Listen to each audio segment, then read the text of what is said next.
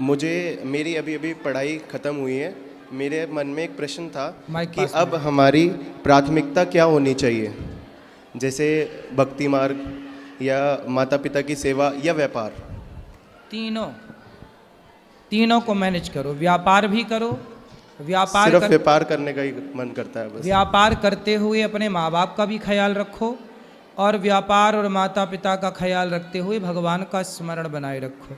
वैसे माँ बाप की सच्ची सेवा ही भक्ति है, ये समझ लीजिएगा। व्यापार करो, बिजनेस करो, मस्त। और कुछ? बस, धन्यवाद गुरु जी।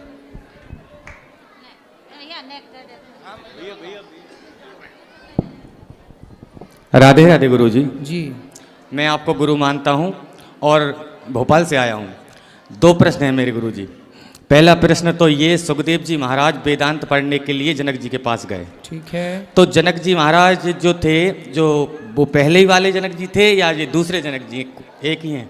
जनक जी बहुत हुए हैं जी। अष्टावक्र जी भी जनक के द्वार जाते थे, मतलब अष्टावक्र जी ने उपदेश किसे किया? जी, जनक को। जनक जी को। सुखदेव जी भी जनक के यहाँ 10 दिन तक खड़े रहे। जी। और सीता मैया के पिता भी जनक जी हैं। जी।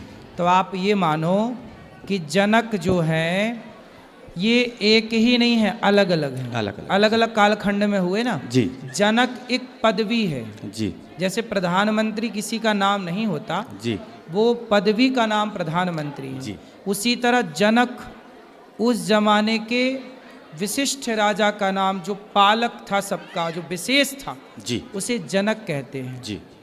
तो वो जनक जो हुए हैं वो पद वही है, जी, पर वहाँ प्रतिष्ठित बाद में बहुत लोग हुए हैं। जी। दूसरा प्रश्न गुरु जी ये है कि जैसे लोग कहते हैं कि राम कथा चलती जो बचपन से लेके आखिर तक सीधी चलती, कहने का तात्पर्य, और जो भागवत कथा है पहले सब महाभारत का प्रसंग चलेगा, इसके बाद चौथे दिन से जन्म होगा, ऐसा उल्टा प्रसंग क्यों चलता है? उल्टा नहीं चलता जी। वेद व्यास जी ने जी महाभारत की कथा से ही जी भागवत की कथा स्टार्ट की। जी कृष्ण जी का जन्म होने के पहले जी व्यास जी ये बताना चाहते हैं कि जिन कृष्ण का जन्म होगा, ये प्रकट होंगे, जिनकी आप कथा सुनेंगे, वो कौन है जी, उनकी भूमिका भी तो हो। जी बिल्कुल। भाई हमारे बगल में आके कोई बड़ा व्यक्ति बैठ जाए, हमें पता ही नहीं है कि ये है कौन, जब तक उसकी महिमा ना बताई जाए कि अरे भाई ये फलाने हैं, तब तक उनमें श्रद्धा कैसे होगी। जी। आपके बगल में राष्ट्रपति आके बैठ जाए, आपको पता ही नहीं है, जी बिल्कुल, तो उनकी महिमा कैसे होगी। इसलिए पहले बताया कि कृष्ण महाभारत में गीता सुनाने वाले हैं। जी जी। द्रौपदी के पतियों की रक्षा करने वाले हैं। जी। पहले बताया कि उनका स्वभाव है कि वो अपने भक्त के लिए रथ भी हाँक सकते हैं। बिल्कुल। पहले उनके बारे में बताया गया कि वो परीक्षित को पेट में खतरा था, अश्वत्थामा ने ब्रह्मास्त्र चलाया तो भगवान पेट में जाके अपने भक्त की रक्षा कर सकते हैं। तो पहले भगवान के बारे में बताया गया कि जिन कृष्ण का प्रकट होने वाला है, जिन कृष्ण की कथा आप सुनने वाले हैं, वो कृष्ण कैसे हैं, उनका स्वभाव कैसा है, उनका नेचर कैसा है, उनका पावर क्या है, वो द्वारिका के राजा हैं। तो ये सब पहली कथा हो गई ताकि लोगों को श्रद्धा रहे कि नहीं जी, हम जिस कृष्ण की कथा सुन रहे हैं वो कोई बच्चा नहीं है, क्योंकि बाद में वो माखन चुराएंगे तो आप कहोगे यार ये कैसा भगवान चोरी करता, चोरी करने वाले को तो हमारे यहाँ अच्छा नहीं कहा जाता, फिर हम भगवान को कैसे स्वीकार करें कि चोरी करता है। जी जी। तो पहले बताया महिमा।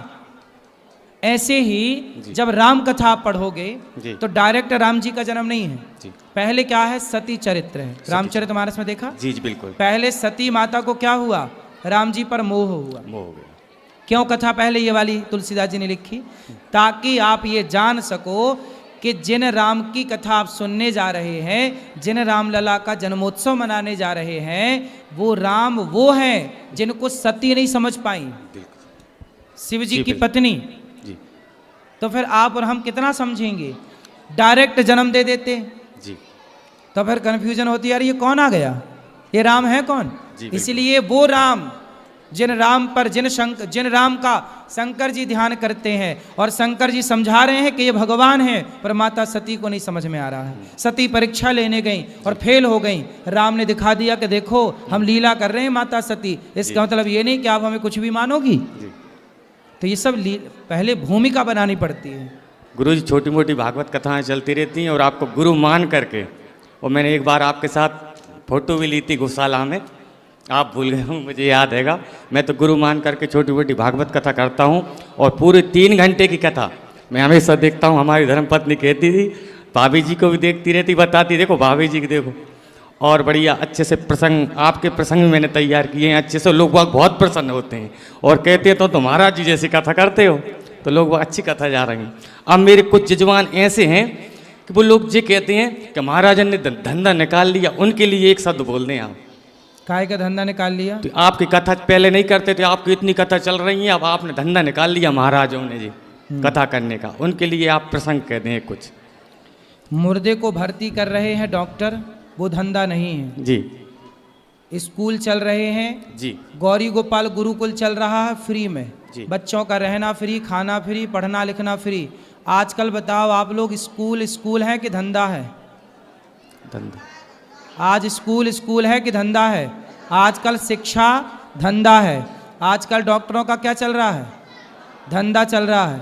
आजकल गुटखा बेचे जा रहे हैं बॉलीवुड के द्वारा। बॉलीवुड का क्या चल रहा है? धंधा। बॉलीवुड दाने दाने में केसर कदम, जंगली रमी वो बेच रहे हैं, डाउनलोड वो करा रहे हैं, गुटखा वो बेच रहे हैं, मुझे पीने का शौक नहीं शराब वो बेच रहे हैं, वो धंधा कर रहे हैं।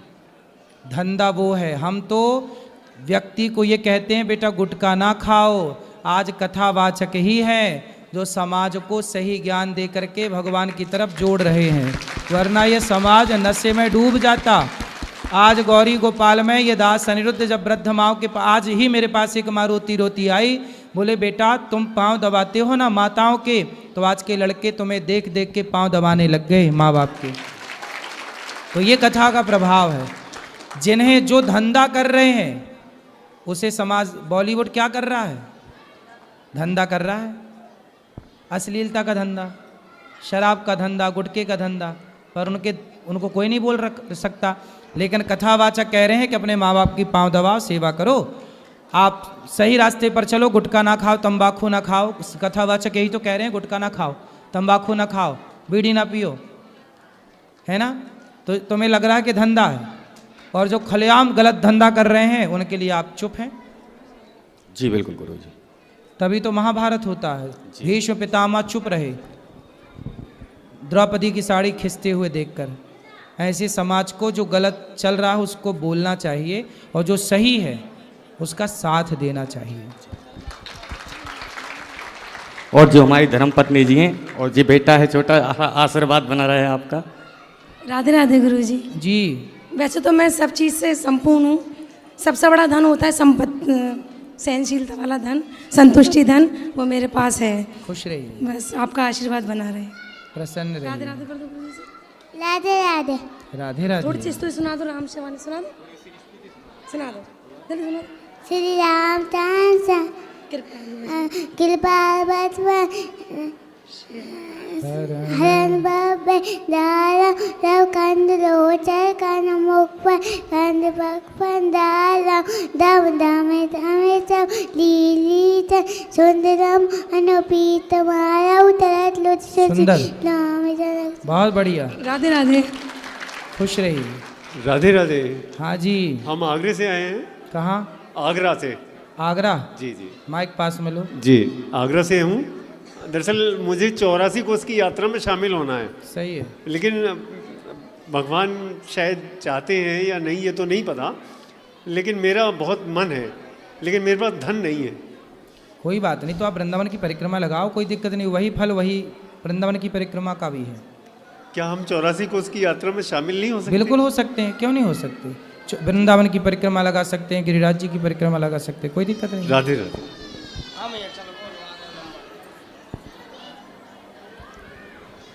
राधे राधे। हाँ मैया। राधे राधे।